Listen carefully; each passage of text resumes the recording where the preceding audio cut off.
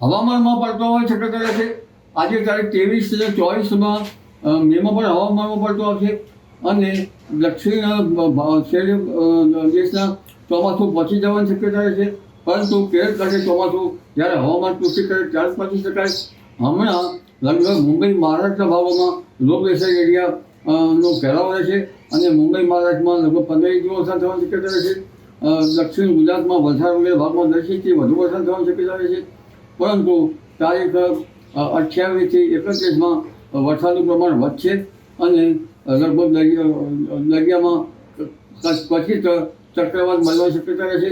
હાલમાં ભિન્ન ભાગોમાં સમુદ્રમાં જે અસ્થિરતા છે તેના કારણે હાલમાં ચક્રવાતનો ખ્યાલ આવતો નથી. કારણ કે સમુદ્રમાં લગભગ મીન રાશિમાં ગ્રહો જે છે ચંદ્રની અને જેના કારણે પવનની ગતિના કારણે અસ્થિરતા જોવા મળે છે. પરંતુ જ્યારે જળદાયક નક્ષત્રધારીમાં ગ્રહો આવશે ત્યારે આ અસ્થિરતામાં ઘટાડો થશે અને હવામાનમાં ગુજરાતના હવામાનમાં તારીખ 28 થી 31 અને જૂનની શરૂઆતમાં હવામાનમાં પડતો આવશે અને કેટલાક ભાગમાં વરસાદ થવાની પણ શક્યતા રહેશે. જી.